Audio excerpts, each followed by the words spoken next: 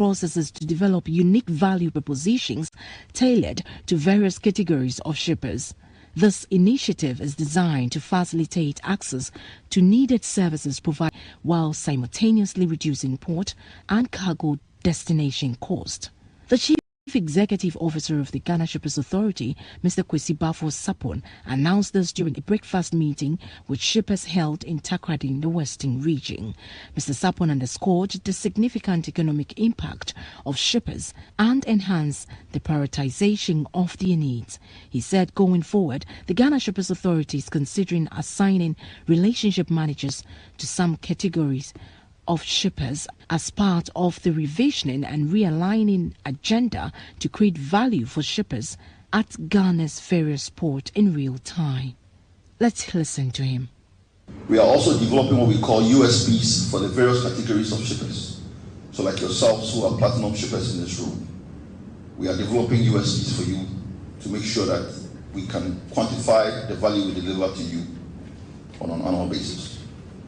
Some of the things that we're working with you on would be challenging or negotiating to bring down payments on container deposits, challenging or negotiating down issues of demurrage. The goal for the country is to get to the point where we have a zero demurrage port in the future, and also help bring down or remove totally things like local admin charges that are showing up not part of freight but on your containers. We will also be providing institutional support for the acquisition of certain permits and exemptions that you may need, generation of alerts, advice and notifications to shippers per shipment, and we'll even go as far as assigning you a relationship manager if you should need one. You heard the Chief Executive Officer of the Ghana Shippers Authority, Mr. Kwesi Bafo Sapon. Meanwhile, the head of the Ghana Shippers Authority's Western Zonal Office, Mrs. Agnes Asamoah Duku, affirmed the organization's commitment to open dialogue with shippers to swiftly address any challenges they encounter. The shippers expressed gratitude to GSA for prioritizing their needs and pledged to be active participant of the various zonal shippers committee to contribute their quota to the improvement of the sector. In other stories, the Ghana Port and Harbours Authority (GPHA) has disclosed that the dispute that escalated into a physical altercation between GPHA security personnel and officers of the Ghana Immigration Service (GIS) has been resolved amicably. In a press release on Wednesday, May 15th, the GPHA acknowledged that the situation could have been managed better to avoid the escalation that occurred. However, GPHA explained that the immigration officer did not declare a package which breached the standard operation procedures under the International Ships and Port Facility Security Code. The GPHA security officials' insistence on strict adherence to these security measures led to the altercation.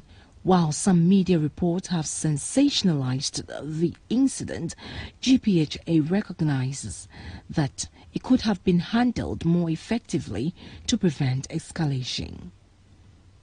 A significant move aimed at bolstering cooperation and coordination among African countries in maritime affairs. The African Maritime Advisory Group has adopted a revised constitution.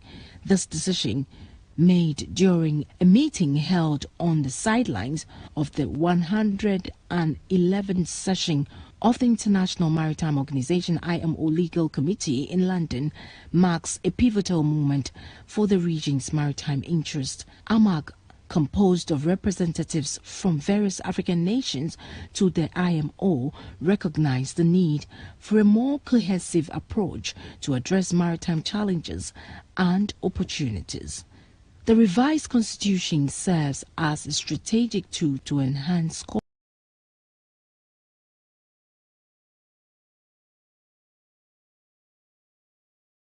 cooperation and coordination effort among member states, ultimately advancing Africa's maritime agenda on the global stage. The first alternate permanent representative of the Republic of South Africa, His Excellency Dumisani Theophilus Ntuli, commended AMAG's proactive step towards fostering unity and progress in maritime affairs. As a key figure in the establishment of AMAG nearly 2 decades ago, Mr. Ntuli expressed his satisfaction with the group's evolution and achievement over the years. He acknowledged the expanding scope of AMAG's involvement and encouraged more African countries to establish permanent missions at the IMO.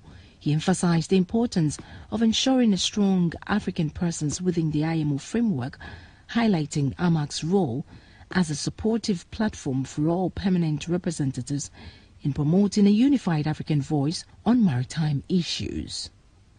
And finally, German container firm Hapag-Lloyd on Wednesday raised a lower end of its 2024 outlook amid rising demand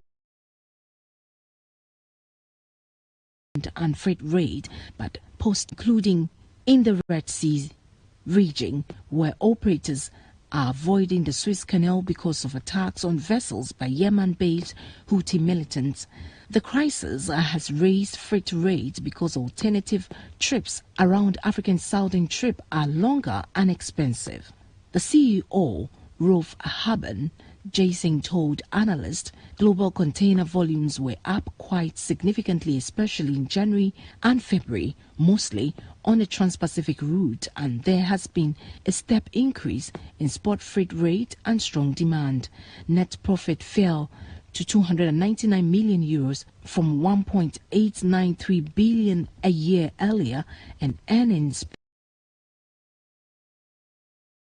before interest and tax were down 79% at 365 million euros as the company's performance could not match the buoyant post-pandemic condition of the year earlier.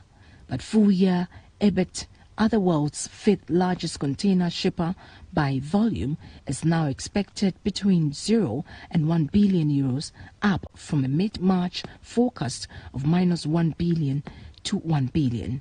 Costs are being passed on to customers, not just at Hapag-Lloyd, but also bigger competitors like Maersk. Hapag-Lloyd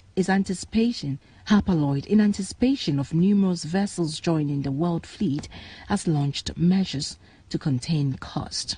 And on this note, we wrap up this morning's edition of Maritime and Port News. Maritime and Port News is proudly sponsored by the Ghana Shippers Authority. They provide you with the best knowledge shipping solutions. You can always contact them at the Shippers House in Accra. For more Maritime and Port News, follow me on Instagram, Facebook, and on YouTube at Nanesi Boateng.